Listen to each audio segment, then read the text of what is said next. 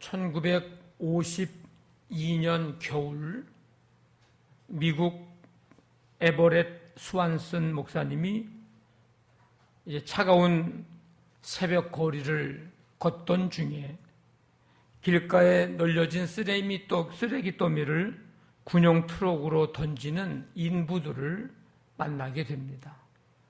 그들을 도우려고 다가가는 순간 이 스완슨 목사님은 그것이 쓰레기가 아니라 밤새 혹독한 추위와 배고픔을 견디지 못해서 얼어 죽은 어린이들이라는 것을 알게 됐습니다. 큰 충격을 받은 이 스완슨 목사님의 마음속에 너는 이것을 보았다. 이제 무엇을 할 것인가? 라고 하는 질문이 들려왔습니다. 그래서 미국으로 돌아간 이 스완슨 목사님은 전 지역을 돌아다니면서 이렇게 외쳤습니다. 한국의 어린이를 잊지 말아 주십시오. 배고픔과 질병으로 죽어가는 한국 어린이의 후원자가 되어 주십시오. 이렇게 외치면서 다녔습니다. 이것이 컴패션의 시작입니다. 컴패션은 전 세계에 도움이 필요한 어린이들을 1대1로 결연을 해서 자립 가능한 성인이 될 때까지 양육을 하는데 현재 25개국 170만 명의 이상의 어린이들과 함께 하고 있는 단체가 이 컴패션이라고 하는 단체입니다. 지금은 서정인 목사님이 이 컴패션의 대표로 지금 돼 있는데 이 컴패션이라고 하는 이 단어, 이 말은 함께 아파하는 마음이라고 하는 뜻입니다. 함께라는 뜻이고 패션, 고통, 아픔이라고 하는 단어거든요. 오늘 성경의 표현대로 하자면 불쌍히 여긴다는 표현입니다. 컴패션. 예수님의 이 땅에서의 사역은 세 가지의 범주로 되어지는데 가르치심과 선포하심과 고치심의 일입니다. 예수님은 모든 도시와 마을을 두루 다니시면서 이 세 가지 범주의 사역을 감당하시는데 특별히 마태복음 5장부터 9장에 보면 이 세 사역이 다 포함이 되어 있습니다. 마태복음 5장부터 7장은 산상수훈이라고 우리가 부르는데 예수님이 산 위에서 제자들에게 말씀을 가르치시는 내용입니다. 그리고 마태복음 8장부터 9장에 보면 10가지의 기적을 베풀어 주십니다.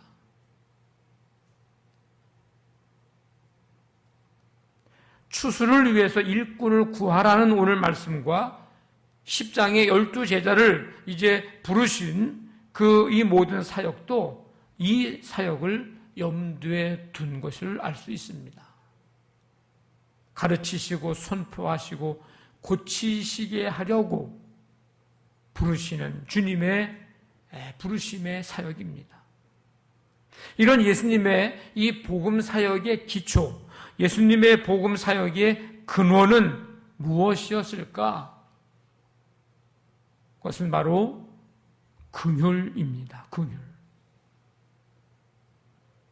제가 처음에 컴패션의 그 단체에 대해서 잠깐 설명해 드렸는데 오늘 NIV 영어 성경에 보면 오늘 이 불쌍히 여기신다고 하는 표현이 컴패션으로 되어 있습니다. 긍휼.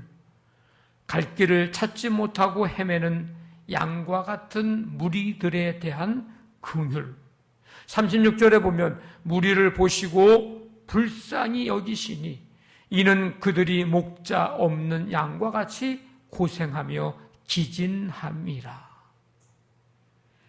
예수님은 이 땅에 오셔서 기계적으로 그냥 자신이 할 일만 완수한 그런 일벌레가 아니셨습니다. 예수님이 하신 모든 일이 사랑에서 비롯되었습니다. 죄의 노예가 되어 죽을 수밖에 없는 사람들을 하나님이 사랑하셔서 독생자를 보내셨고 하나님이 세상을 이처럼 사랑하사 독생자를 주셨으니 요한복음 3장 16절. 이제 그 독생자 아들이 하나님의 마음으로 인간을 보며 가슴 아파하고 계십니다. 부패한 종교 지도자들처럼 자신의 명성을 위해서 행하신 것이 아니라 백성들을 긍휼히 여기는 마음, 사랑하는 마음으로 행하셨습니다. 백성들을 긍휼히 여기셔서 친히 십자가까지 지셨습니다. 다른 사람들을 긍휼히 여기는 마음이 사랑의 본질입니다. 여기서 자비와 여기서 은혜가 나옵니다. 36절에 나오는 이 불쌍히 여기시니라고 하는 이 말은 스플랑크니조마이라고 하는 이 긴 헬라어 단어입니다. 이거는 내장에 통증을 주는 깊은 아픔이라는 뜻을 가지고 있습니다. 아마 이 표현을 예를 들면 여러분들이 더 마음에 와닿을 텐데 1956년에 발표된 노래가 있습니다. 시작은 이렇게 돼요. 미아리 눈물고개 님이 넘던 이별고개 화약 연기 앞을 가려 눈 못 뜨고 헤매일 때. 이게 무슨 노래죠? 네, 우리 찬송가만 잘 알죠. 우리는 그죠? 이런 노래는 잘 우리는 몰라요. 이 가사가 들어있는 노래의 제목은 단장의 미아리 고개입니다. 제가 미아리 살다 왔잖아요. 네, 미아리 고개. 근데 이 단장의 미아리 고개에서의 이 단장,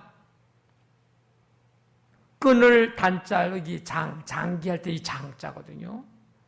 창자. 다시 말하면 창자가 끊어지는 아픔이라고 하는 말이에요. 단장의 미아리 고개. 그만큼 그 미아리 고개를 넘어가는, 그럴 때 가족과 헤어지는 뭐 그런 내용들이 이 노래의 내용인데 그런 아픔을 말하는 노래입니다. 예수님은 무리들을 보시고 오늘 불쌍히 여기시나니 내장에 깊은 통증을 느끼는 그런 아픔, 단장, 창자가 끊어지는 듯한 그 아픔, 그런 아픔을 지금 무리들을 보시고 그 아픔을 가지셨습니다. 불쌍히 여기나니. 이 아픔을 가지신 것은 그들이 목자 없는 양과 같이 고생하며 기진함 때문이었습니다. 당시 유대 서민들의 그 삶의 실상은 참으로 참담했는데 로마 제국에 각종 세금 명목으로 재산을 수탈당하고 또 유대 종교 지도자들은 백성들로부터 종교적인 명분으로 돈을 뜯어내는 데에만 혈안이 돼 있고 분봉왕 헤롯은 사치와 낭비와 방탕으로 나를 지새웠고 백성들을 돌보는 일에는 아예 무관심했습니다. 그러니까 각양병자들, 거지들 이런 사람들이 성전 앞에나 동네 어귀에서 구걸하면서 사는 그런 비참한 사회가 되었습니다. 예수님은 그런 모습, 그런 신사가 돼서 유리방황하고 있는 그런 유리방랑하는 그 백성들을 마치 목자 없는 길 잃은 양과 같이 그렇게 보신 것입니다. 오늘 이 36절에서 드러난 예수님의 마음은 무리를 향한 깊은 연민, 불쌍하고 가련하게 여김, 이런 연민의 마음과 당시 종교 지도자들의 외식하는 모습, 영적인 기쁨을 누리는 것이 아니라 방황하는 것에 대한 안타까움의 모습이 오늘 36절에 이 말씀에서 나타나고 있습니다. 그래서 예수님은 제자들에게 하나님께, 하늘아버지께 추수할 일꾼을 보내달라고 간청하라고 말씀합니다.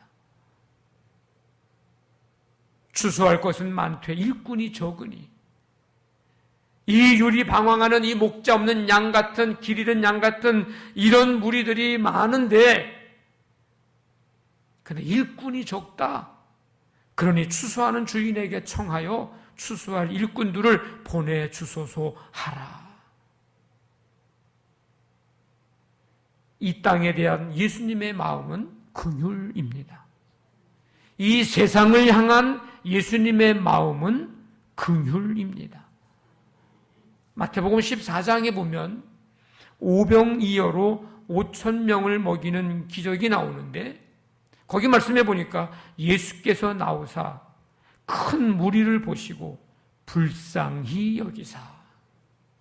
마태복음 15장에도 7병이어로 4,000명을 먹이는 사건이 나오는데, 거기에도 이렇습니다. 예수님께서 제자들을 불러 이르시되 내가 무리를 불쌍히 여기노라. 이 오병이어의 기적과 7병이어의 이 기적이 두 기적을 이루신 근원은 뭔가?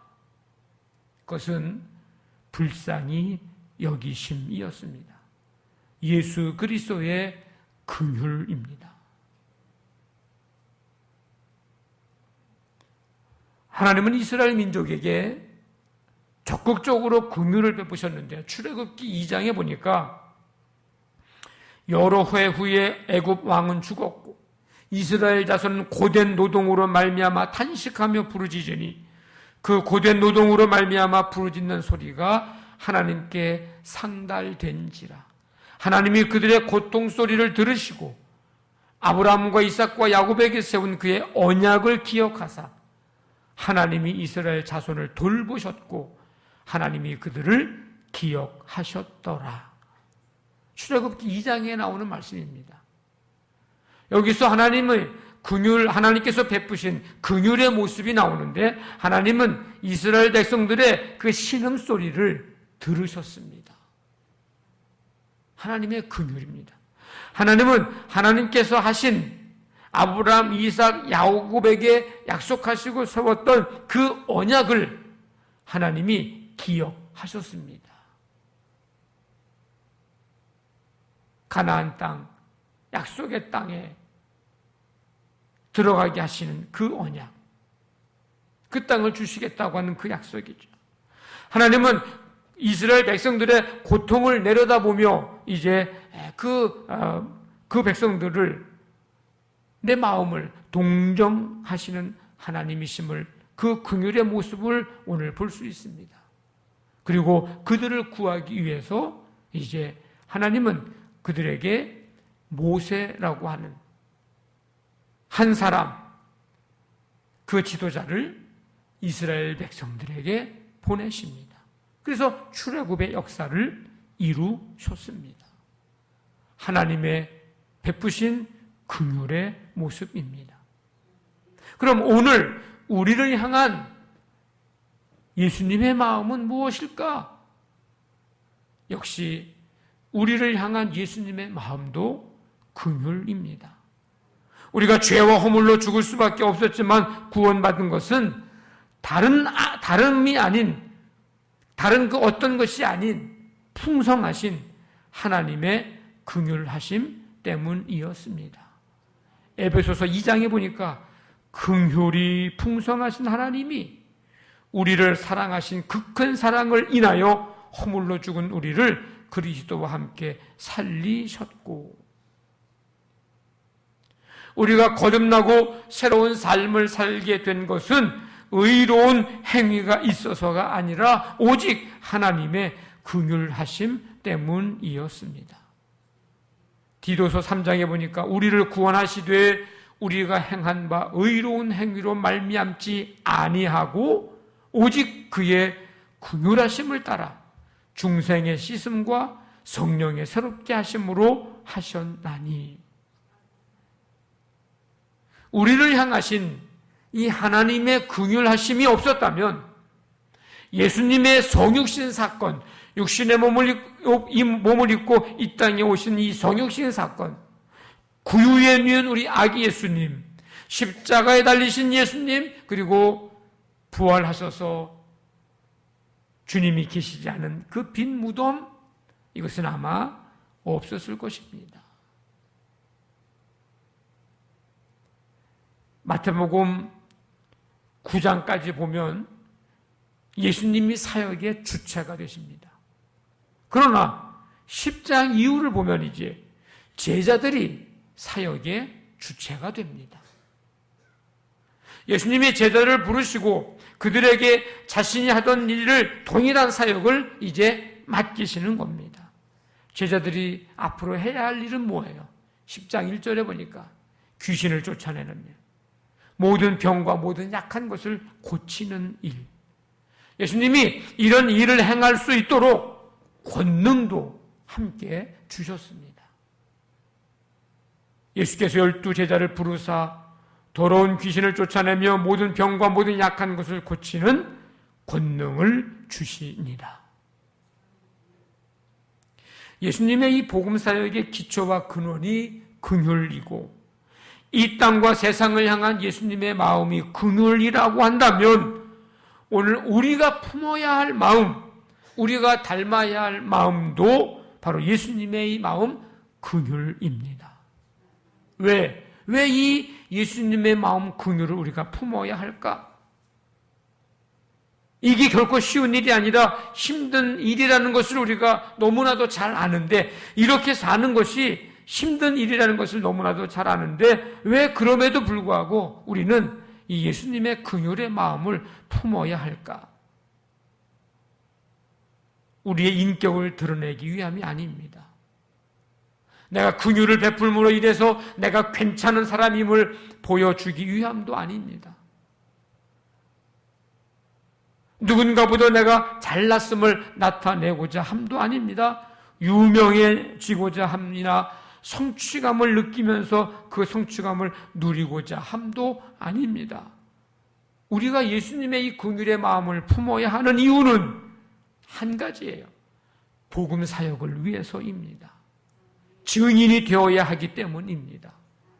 오늘 말씀대로 하자면 추수할 것이 많은데, 구원받아야 될 영혼이 많은데 추수할 일꾼, 구원해야 할 주의 제자들이 적기 때문에 우리가 추수할 일꾼이 되어야 하기 때문입니다. 그래서 이 일을 위해서 12 제자를 부르시고 70명을 부르시고 오늘 이 시대에 지금 우리들을 주님께서 부르셨습니다. 우리가 예수님의 제자로 또 제자로서의 삶을 살아간다고 하는 것은 그건 무리들, 사람들에 대한 긍휼한 마음을 품는 것입니다. 우리가 제자로서의 삶을 살아간다고 하는 것은 예수님이 가지셨던 그 긍휼의 마음을 내가 품고 죽어가는 영혼들을 향한 긍휼의 마음을 품고 살아가는 것, 이것이 제자의 삶, 제자로서의 살아가야 하는 삶의 모습입니다. 이 마음을 우리가 품을 때에 예수님의 사역, 예수님이 맡겨주신 복음 사역, 구원의 사역을 감당할 수 있게 되는 것입니다. 성도 여러분, 그래서 우리는 이렇게 기도해야 합니다. 내게 예수님의 마음 긍휼을 품을 수 있게 하옵소서. 내가 성도들을 볼 때에 서로가 그 어떤 마음보다도 서로 바라볼 때에 긍휼의 마음으로 보게 하옵소서. 우리가 우리의 가족들을 볼 때에 긍휼의 마음으로 하나 되게 해 주옵소서.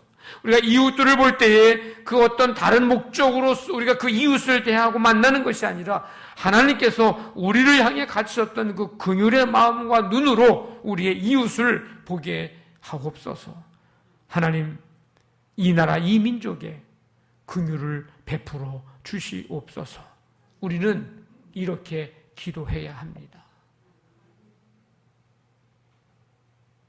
우리가 이 긍휼, 예수님의 마음을 품을 때에 거저줄 수가 있습니다. 거저준다. 오늘 예수님의 제자들을 파송하시면서 10장 8절에 뭐라고 얘기하십니까? 병자들을 고치며 죽은 자를 살리며 나병 환자를 깨끗하게 하며 귀신을 쫓아내되 그 일을 하되 그 사역을 하되 너희가 거저받았으니 거저주어라. 우리가 지금 가지고 있는 것은 다 주님께로부터 받은 것입니다. 우리의 존재가 하나님의 창조로 인한 것이기에 사실 본래부터 우리의 것이라고 할 만한 것은 없습니다. 다 주님께로부터 왔습니다. 오늘 말씀처럼 말하자면 다 우리는 거저 받은 것입니다. 근데 거저 받아놓고 받지 않는 것처럼 자랑하거나 위세를 부리거나 남을 깔보거나 교만하거나 탐욕을 부리는 그것은 죄입니다. 더구나 예수 그리스도 안에 있는 구원은 하나님의 은혜요, 하나님의 선물입니다. 우리가 이 구원, 은혜, 이 사랑을 거저 받았으니 이제는 거저 베풀고 거저 주어야 합니다. 나는 거저 받았고 그 거저 받은 것으로 내가 어떤 이익을 취하려고 하는 마음이 있다면 그것은 우리가 잘 쓰고 있는 용어 중에 도둑심보와 같은 겁니다. 만일 내가 거저 받았는데 근데 그 어떤 대가를 내가 또 다른 사람들에게는 어떤 대가를 요구한다면 전도가 될 수 없습니다. 그것은 단지 거래가 될 뿐입니다. 거래. 그래서 전도받은 대상자들은 주의 은혜와 사랑을 은혜로 여기지 않고 사랑으로 여기지 않고 오히려 거래를 하고 있는 교인들을 바라보면서 교회를 바라보면서 장사꾼으로 오해하기 쉽다는 것입니다. 그런 사람들이 여러분들의 전도를 받고 교회로 오겠냐고요. 거래하는 사람들인데. 그러니까 오늘 예수님이 너희들도 그거 거저 받지 않았느냐? 그러니 너희들도 거저 주라는 거예요. 우리가 신앙생활하면서 예배를 드리는 일이 받은 구원의 은혜에 감사하고 받은 십자가 사랑에 감사해서 드리는 예배여야 합니다. 우리가 신앙생활하면서 봉사하고 섬김이 헌신하는 것이 자랑과 위세 부림의 시간이 되지 않아야 합니다. 받은 구원의 은혜에 감사하고 받은 십자가 사랑에 감사해서 하는 기쁨의 일이 되어야 합니다. 우리가 신앙생활하면서 드리는 헌금이 거래가 되어서는 안 됩니다. 받은 구원의 은혜에 감사하고 받은 십자가 사랑에 감사해서 주님 앞에 드리는 것이어야 합니다. 경건을 자기 이익의 재료로 악용하는 자들 때문에 교회의 전도의 문이 점점 작아지고 있습니다. 받은 구원의 은혜에 감사하고 받은 십자가 사랑 감사해서 그저 지금 우리에게 있는 복음, 진리, 은혜를 기쁨으로 주고 베풀 수 있는 그 긍휼의 마음이 우리의 마음이 되기를 바랍니다. 베드로처럼 말이죠. 은과 금은 내게 없거니와 내게 있는 이것을 내게 주노니 나사렛 예수 그리스도의 이름으로 일어나 걸으라. 그들이 거저받은 주님, 그들이 거저받은 예수의 이름, 구원의 능력, 그것을 이제 성전 미문에 앉아있는 그 사람에게 거저 주었습니다. 그럴 때 성령의 역사가 나타나고 구원의 역사가 나타나고 치유의 역사가 나타나게 된 줄로 믿습니다. 성도 여러분, 예수님의 마음, 긍휼, 이 긍휼을 우리가 품고 그 마음 닮아가고 그 마음 이제 베풀며 나누는 삶 속에 많은 영혼들이 주님을 만나게 되고 주님을 알게 되는 생명을 얻고 구원받는 이 놀라운 역사들이 일어나게 되기를 주님의 이름으로 간절히 축원합니다. 아멘. 다 일어나셔서 내 모든 소원 기도의 제목 우리 함께 찬송 드리겠습니다.